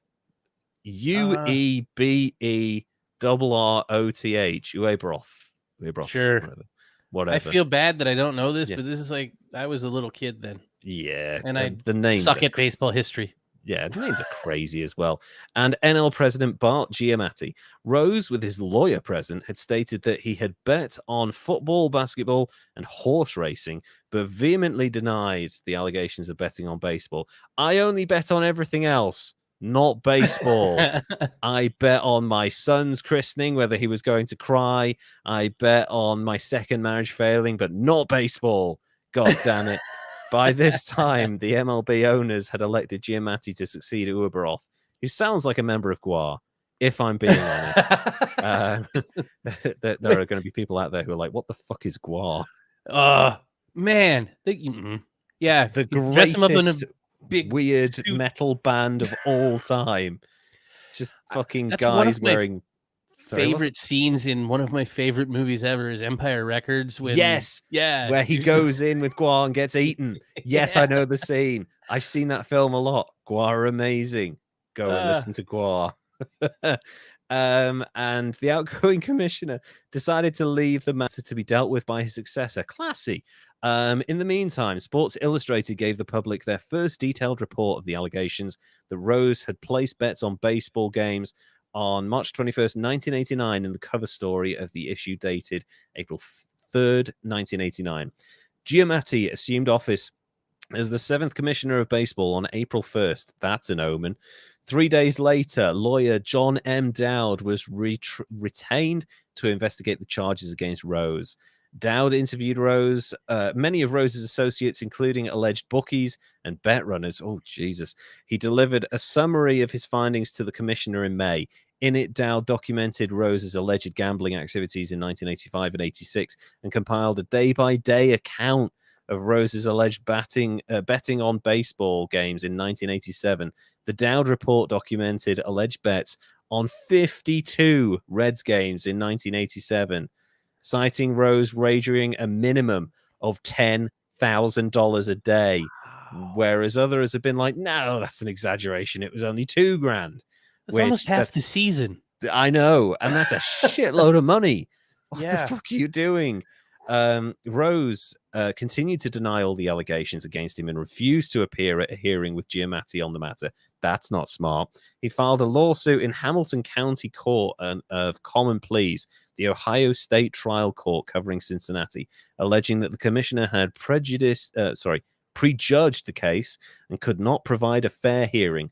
The Court of Common Pleas issued a temporary restraining order to delay the hearing, but Giamatti sought to remove the case to the federal United States District Court for the Southern District of Ohio. Jesus. Big the Southern time. Yeah. The Southern District of Ohio granted Giamatti's removal petition. The parties thereafter entered settlement negotiations as the federal court, whose judges were lifetime appointees and whose jurisdiction included large areas where the Reds were less popular, was seen as a less favorable forum for Rose than a state court covering only Cincinnati and its immediate environs, and whose judges faced election every 6 years. So do not go to federal court, basically, or you are doomed. Right. You're going to end up like he did. Yeah, and that's what happened. Aftermath. On August 24th, 1989, Rose voluntarily accepted a permanent place on baseball's ineligible list. Rose accepted that there was a factual reason for the ban. In return, Major League Baseball agreed to make no formal finding regarding the gambling allegations. According to baseball's rules, Rose could not apply for reinstatement in 1 year but Bart Giamatti said, there is absolutely no deal for reinstatement. That is exactly what we did not agree in terms of a fixed number of years. Rose, with a 412 to 373 record, was replaced as Reds manager by Tommy Hearns. Rose began therapy with a psychiatrist for treatment of a gambling addiction. No shit. And also, Rose became ineligible for the MLB Hall of Fame. A massive blow to him privately. That must have really hurt because he is, despite everything, he is one of the best players of all time. Yes. Certainly the best player in any professional sport to not be allowed in the Hall of Fame, I think. And I mean, I go back and forth on whether or not I think that it's warranted too. Me too. Having it's excessive. Steroids, coke, alcohol, smacking folks, like all of that. Fights. Yeah. I feel like Pete Rose came around at a time when maybe scandals were less common. Or like certain things were more acceptable before society changed. And I feel his punishment is excessive. I feel like it's gone on enough. And I think he's been punished enough at this point. Let the poor man on the fucking field. You know? Yeah. And Giamatti died of a heart attack on September the 1st, 1989, 8 days after announcing Rose's suspension. That's quite an exit right there. You're fucked, mate. Mic Bye. drop. Yeah. Boom. I'm dead. Tax evasion. On April 20th, 1990, it's getting better and better for Pete Rose. Pete Rose entered a guilty plea to 2 charges of filing false income tax returns for not showing income he received from selling autographs and memorabilia and from horse racing winnings. I guess it's harder to keep track of that second thing, though, right? Like, you must lose a lot as well. Like, how do you know if you're up or down if I you're don't a know. gambling addict? I guess if you're gambling enough, Yeah. then yeah. I mean, you get that's the thing is they'll take the record when they pay you out enough. Yep. So there's a Mhm. record that the IRS has that you won it, but not Yeah. necessarily unless you keep your records is there a tracking of your losses. So I guess That's you a good could point. kind of gotten screwed there. Yeah, I mean, it kind of, I guess it's another thing where retain an accountant and send them everything. Yes. Basically, Yeah. send them everything, all your expenses, all your losses, all your earnings. Just send it to them. They will deal with it. They'll even write their own fee off against tax. On the 19th of July, Rose was sentenced to 5 months in the medium security prison camp at the United States Penitentiary in Marion, Illinois, and fined $50,000. He was released on January the 7th, 1991, after having paid $366,041 in back taxes and interest, and was required to perform 1,000 hours of community service. That's also feels a bit harsh. A little bit. Don't fuck with Uncle Sam's taxes, because they'll make sure you go in with Capone in that instance. In 1999, Rose was selected as an outfielder on the Major League Baseball All-Century team. To select the team, a panel of experts first compiled a list of the 100 greatest players for the past century. Fans then voted on the players using paper and online ballots.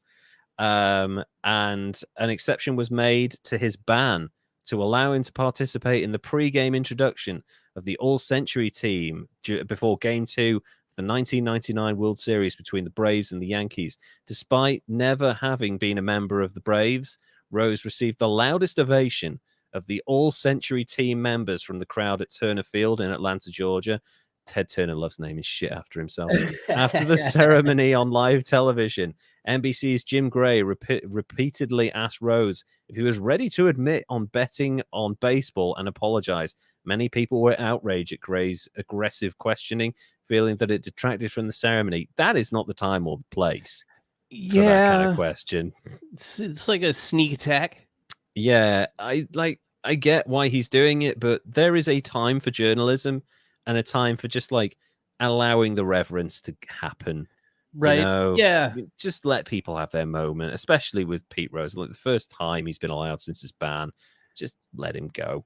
In protest at this aggressive questioning, Yankees outfielder Chad Curtis refused to speak to Gray with his after his game-winning home run in Game 3. Earlier that season, Rose had been ranked at number 25 on the Sporting News' list of the 100 greatest baseball players of all time. In 2002, Rose again appeared in the 2002 World Series in a MasterCard-sponsored event, recalling baseball's most memorable moments. Fans voted Rose record-breaking hit over Ty Cobb as the 6th most memorable moment in baseball history. Even after his 2004 admission of gambling, Rose had described his violation of MLB rules with what journalist Costia Kennedy described as a kind of swagger, that familiar screw you defiance that kind of typical Pete Rose.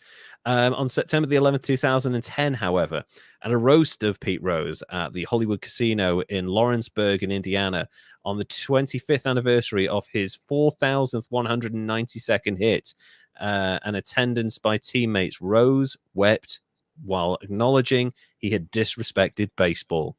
He apologized to Perez and the other members of the Big Red Machine, stating, "I guarantee everyone in this room I will never disrespect you again. I love the fans. I love the game of baseball. I love Cincinnati baseball." His words and crying surprised those present. Cincinnati Enquirer reporter said, "It felt completely unscripted, completely sincere, and very powerful. I had covered Rose for more than 25 years. I hadn't ever heard him like that." That's nice. Right? But yeah. Let him off. Now, this is enough. This is enough. And now one of my favorite parts. Pete Rose, between 1998 and 2000, Rose appeared at World Wrestling Federation's, now WWE, annual WrestleMania pay-per-view in what became a running gag. At WrestleMania 14, he served as guest ring announcer during a match between Kane and The Undertaker, before which Kane came into the ring, grabbed him by the throat, picked him up, and gave him a tombstone pile driver, because Kane was nicknamed the Big Red Machine. For the next year's WrestleMania, WrestleMania 15, Rose was portrayed as seeking revenge. To do so, he dressed as the San Diego Chicken and attacked Kane before his scheduled match, only to take another tombstone. He returned for a third time the following year at WrestleMania 2000, but again was thwarted by Kane as well as Rikishi, his tag team partner that night. In addition to he got a chokeslam that time, and then Rikishi stuck his big fat ass right into Pete Rose's face and did the thong thing beforehand. He had a giant ass. It was terrifying. In addition to these three appearances, he appeared in a Halloween-themed commercial for WWE's No Mercy event in 2002 and was chokeslammed by Kane. In 2004, Rose was inducted into the celebrity wing of the WWE Hall of Fame class of 2004. He was, I just have to, so he was inducted. Later on that same night, Bobby the Brain Heenan was inducted. Bobby Heenan had just beaten throat cancer. Now, he was one of the greatest talkers in wrestling history. He was also hilarious. Bobby Heenan hadn't been in front of a live crowd in years because obviously it had destroyed his vocal capability. Right. He was mercilessly ripping Pete Rose to shreds, and Pete Rose was loving it. And he said, "I'm sorry, Pete. I can't help it, okay? I can't help myself sometimes. I even bet on wrestling." And Pete Rose just burst out laughing. And the whole place just was floored by it. It was amazing. And actually, just a few years after that, Bobby Heenan passed away from cancer again. So that's like the lasting memory of Bobby Heenan, is like making a room full of people, including Pete Rose, laugh while he rips the shit out of Pete Rose. That's really good. So we mentioned that he was chokeslammed in 2004. He was inducted into the Hall of Fame. And he was inducted at the ceremony by Kane. On the 22nd of March 2010, he was the guest host of Raw, which was the last episode of Raw before WrestleMania 26. At his first order of business, he set up a match between Shawn Michaels and Kane, which Michaels won. Later that night, Kane attacked Pete Rose off screen. Just this poor bastard is just getting battered every time he appears. Did Rose he get chokeslammed or tombstone? I think he's too old at that point to batter him like that. Rose was briefly, this is my favorite one. Rose was briefly mentioned on a WWE television program again on August the 27th, 2012, in an anger management segment between Kane and Daniel Bryan, who were a tag team at the time. Kane was asked by a psychiatrist what his problems were, and Kane stated, "For reasons never quite explained, I have an unhealthy obsession with torturing Pete Rose." Rose was later interviewed on WWE.com about his experiences with Kane's anger. He said it was very, very painful to be chokeslammed. So that's kind of like why he was like, "I'm old now. Please leave me alone." Now we get on to the final part, and it's probably one of the more controversial things: Pete Rose's private life. Rose married Carolyn Engelhart on January 25th, 1964, and the couple had two children, daughter Fawn and son Pete Rose Jr. The couple divorced in 1980. Pete Rose was we should start this off. He's a notorious poon hound. There's no two ways about it. Pete Rose liked the ladies, and he could not stop chasing them ever. And he seems to have an addictive personality. He does. Alcohol, women, betting, and getting chokeslammed. He just can't stop. In 1978, a paternity suit was filed naming Rose as the father of Morgan Erin Rubio. In a 1996 settlement of the lawsuit, Rose acknowledged that Rubio was his daughter. Rose married his second wife, Carol J. Walliung.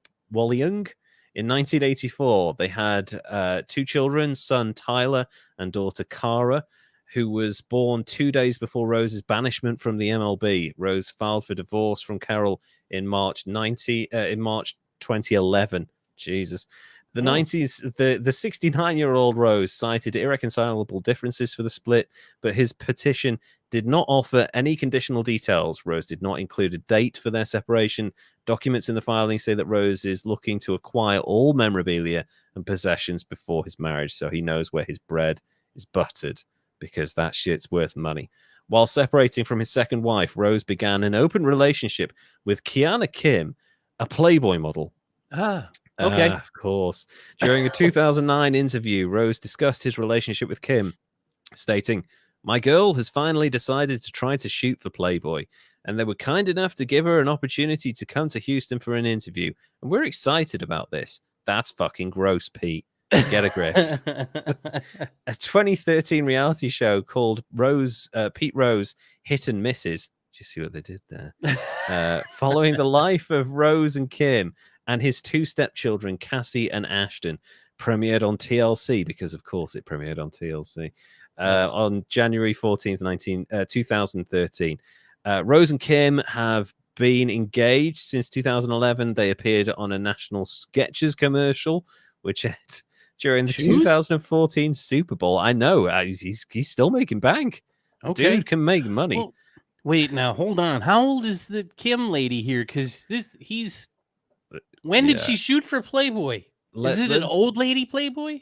No. Not to be like body shaming or anything, but Kiana Kim was born a year before we were. So Pete Rose was born in 1942. He's about 38 years older than her. Oh. He's an entire man old enough to know better, older than her. Yes. That's fucked up, man. Yeah, she's 40 and 42, sorry. And yeah, Pete Rose is what, 900 or something? Jesus. That's fucked up. Mind you, Playboy model, 69. God, appropriate she's young age, enough to be his daughter's daughter. Yes. Fuck, I hadn't even thought of that. Oh my God, that's still her.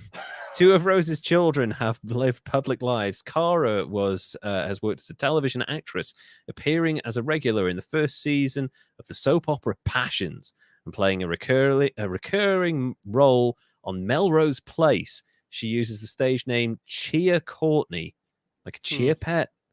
One of those things. That's right. Why Chia? Never watched that show. So. No, neither did I. It was huge though. You remember, like in the 90s, like that shit was. Dude, people loved it. Oh God, it was so popular. I never understood why. His older son, Pete Rose Jr., spent 16 years as a minor league baseball player, advancing to the majors once for an 11-game stint with the Cincinnati Reds, of all people, in 1997. Dude, imagine trying to overcome that shadow, that name. That is not happening. Yeah, just change your name. Yeah, entirely. There's a reason Duncan Jones is not called Zoe Bowie anymore. He's directing films under Duncan Jones because he does not want to live in the shadow of his father. That's never a recipe for success. Pete Rose, the whole same name. Oh yeah, that's crazy. Pete Rose was referenced in the lyrics of the song Zanzibar, originally released by Billy Joel in 1978 on the 52nd Street album. Rose, he knows he's such a credit to the game, but the Yankees grab the headlines every time. In a later live performances, instead of singing Rose being a credit to the game, Joel jokes that he will never make the Hall of Fame. That's harsh. Oh, sick burn. Although he modified this to Hall of Popularity during a concert in Cincinnati. You fucking kiss ass, Billy Joel.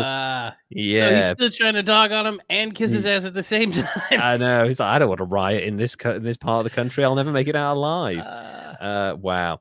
As of March 2014, that's quite old, Rose earns more than $1 million annually from paid public appearances and autograph signings.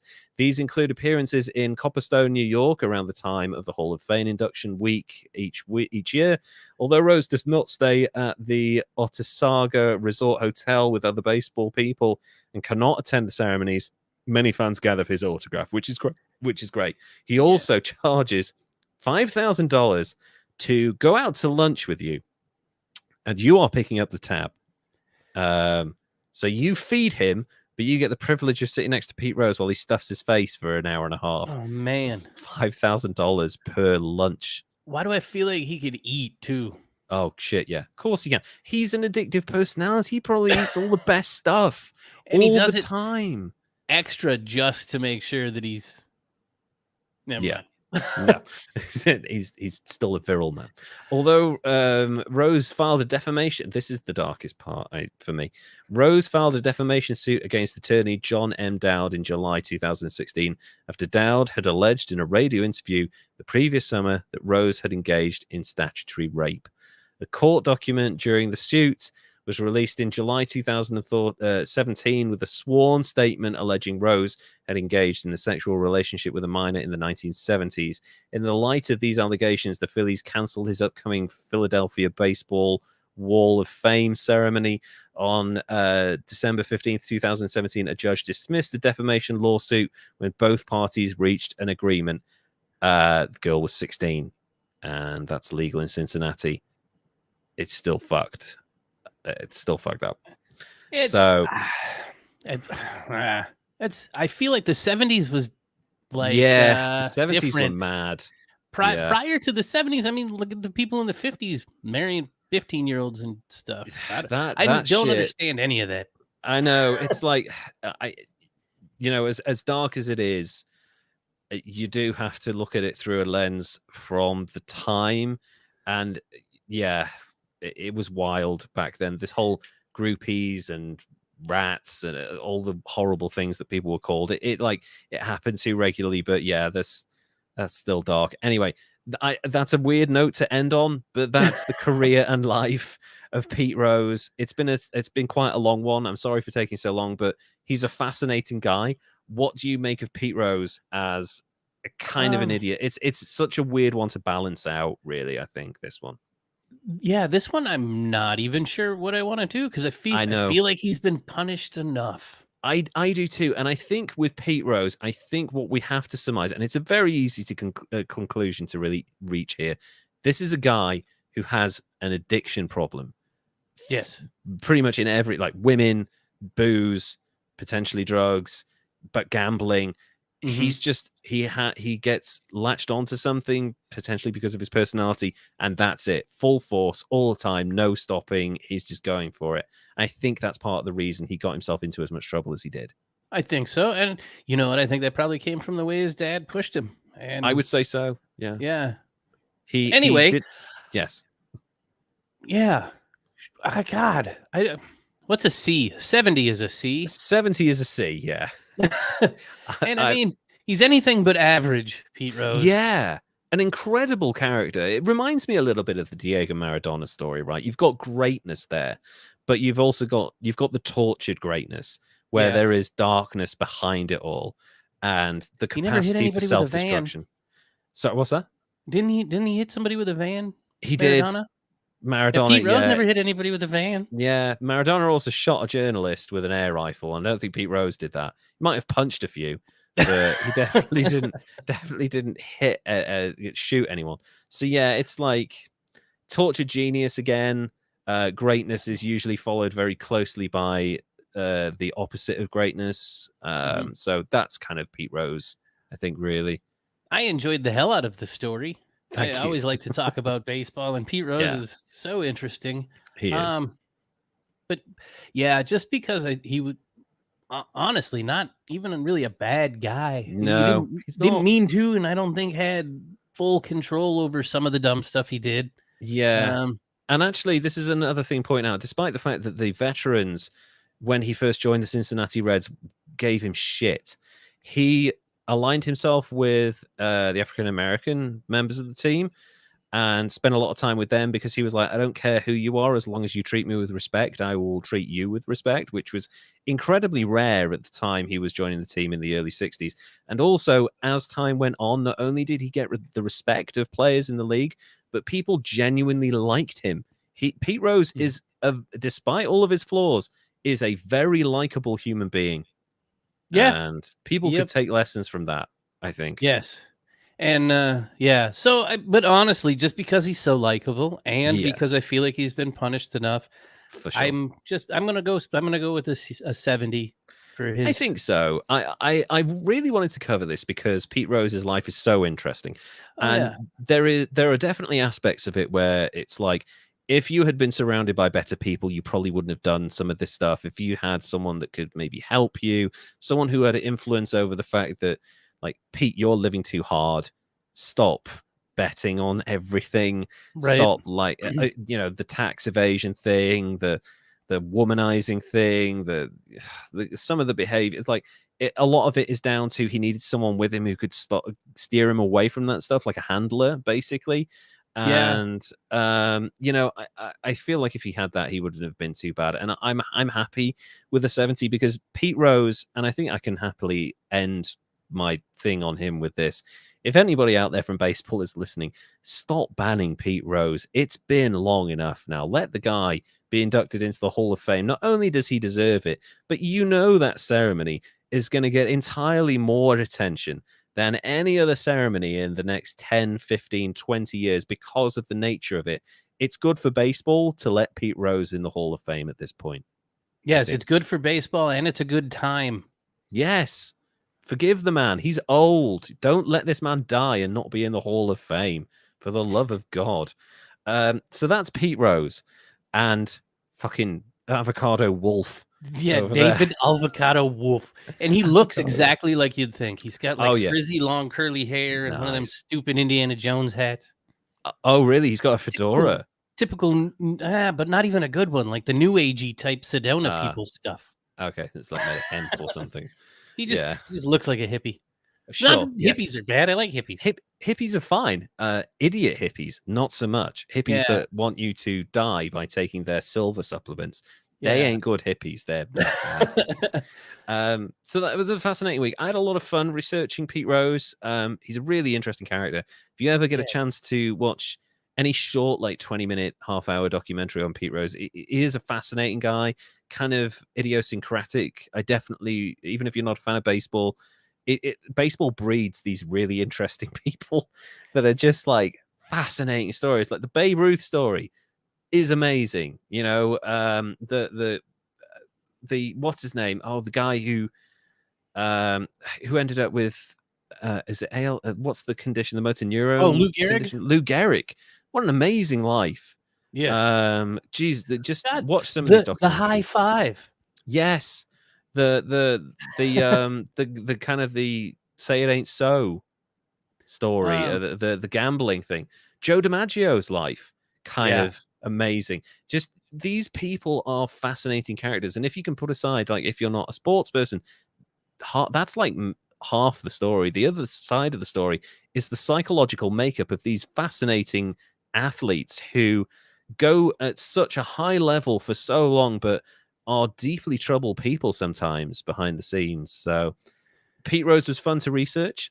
Your guy was really interesting to learn about. I had no idea. Most raw food people I put down as like, do you remember the Bad Vegan documentary that was on Netflix recently? Yeah. Like, that was a raw food restaurant. And that was fascinating because she bought into the lifestyle, and that's what I kind of imagine most like raw food people to be like, kind of like laid back, kind of hippie-ish, that type of thing. But to then go and say, don't vaccinate your kids, they'll get autism, buy silver and eat it.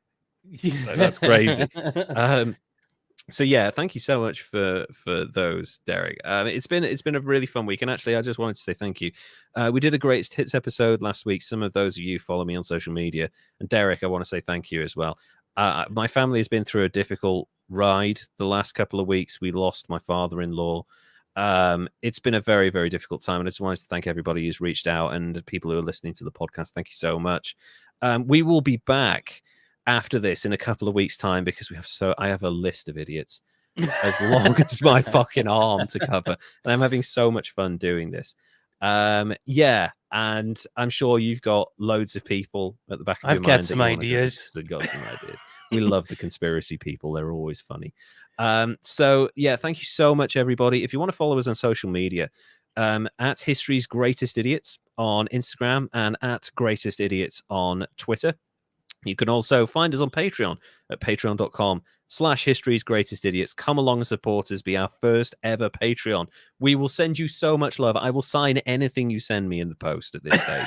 Please come along and be our first patron. I will sign a jacket. I will sign anything and send it back to you. It doesn't matter what it is. And also just stay in touch with us. We're always trying to keep people up to date. If you want to reach out to us, please do. We love interacting. If you have any suggestions, hit us up on the social medias and give us all of the ideas. We love suggestions. We've used them from time to time. So thank you so much. And for now, that's goodbye from us. Derek, would you like to say goodbye? Before I do, I want to say what's up to all the people in Texas, because I noticed they've got high numbers. Are you drawing Texans? Oh, I've got it. Sorry, I have to look at this now. United States. Oh yeah, Texas is our number one market. Ooh, Houston, San Antonio, Dallas, Tomball. There's a place called Tomball. Austin, Deer Park, Lindale, Katy. Oh, Katy, Texas, down there by the Houston area in the Gulf, by Galveston, and wow. Yep. That's an awful lot of Texas. Thank you, our Texan friends. My God, I one of my best friends is from Texas. She's from just near San Antonio. So yeah, that's really cool. Thank you so much for listening. We love you guys down there. Please let us come and visit. We'd love to tour there. Let us be in a theater and be paid for doing this podcast. That would be wonderful. Please, we love you, Texas. Until next time, we will see you soon. Derek, would you like to say goodbye? Goodbye. And we will see you in a couple of weeks, everybody. Bye-bye now.